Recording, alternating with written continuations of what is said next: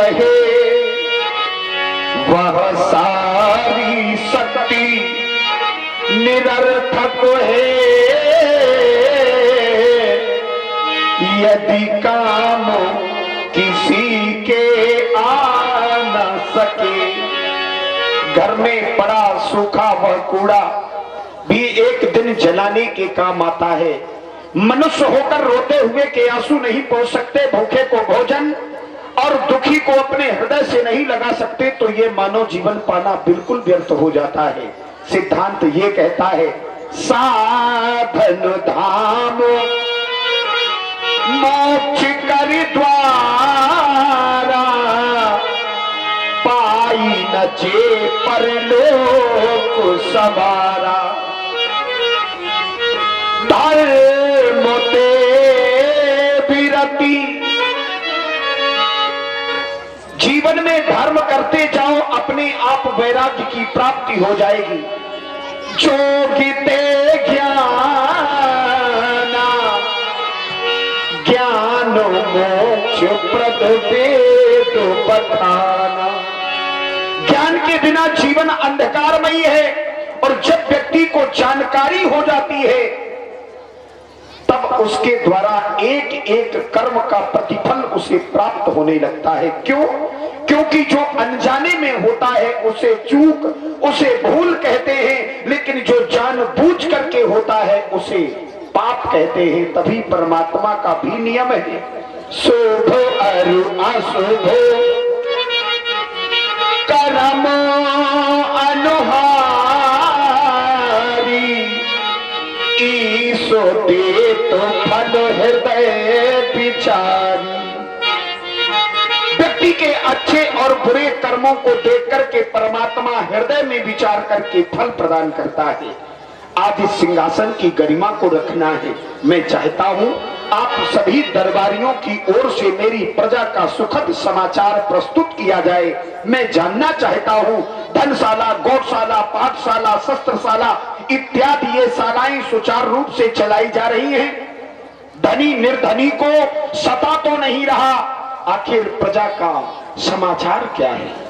महाराज, जब भी आप राज सिंहासन पर बैठते हैं तो राजा का धर्म निभाते हुए हम लोगों से आप प्रतिदिन पूछते हैं कि आपकी प्रजा को किसी भी प्रकार का कोई कष्ट तो नहीं है। ये राजा का धर्म होता है, और जिस राजा के राज्य में अगर उसकी प्रजा को कष्ट मिलता है तो बताया गया है कि जा सुराज प्रजा दुखारी।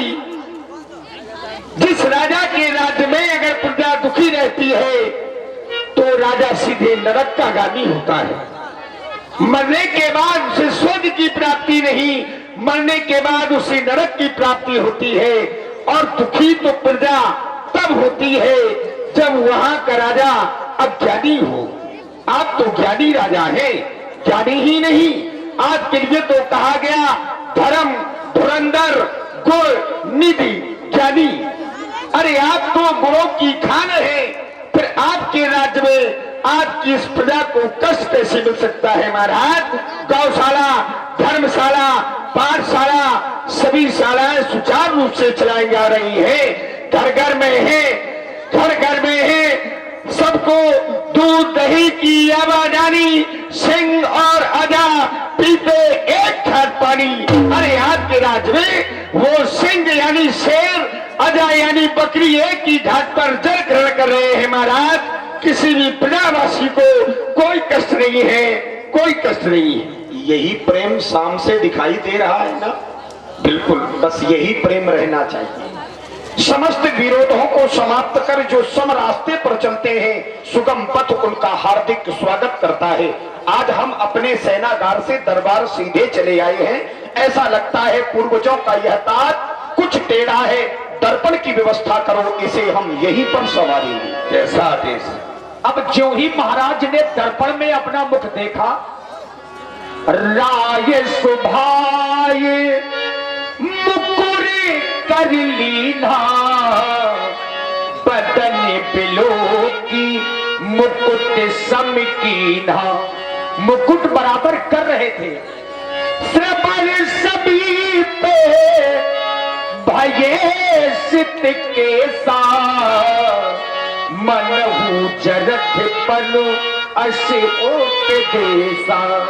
राजमंत्री महाराज, दर्पण में अपने मुखारबिंद को देख करके हम अपने मुकुट को संवार रहे थे। अचानक दृष्टि कान के समीप पहुंची, देखा क्या कि ये बाल जो हैं वो श्वेत हो रहे। इनका उपदेश क्या है? मनहु जरठपन अस उपदेशा, मानो कि मेरी वृद्धावस्था शुभारंभ हो गई है। अगर वृद्धावस्था आ गई है तो फिर सिद्धांत ये कहता है, प्रथमो न अर्जितम विद्या, द्वितीयो न अर्जितम धनम, तृतीयो न अर्जितम पुण्यम, तो चतुर्थम, चौथी अवस्था में क्या किया जा सकता है? इसलिए ये चौथापन परमात्मा को समर्पित कर दिया जाए।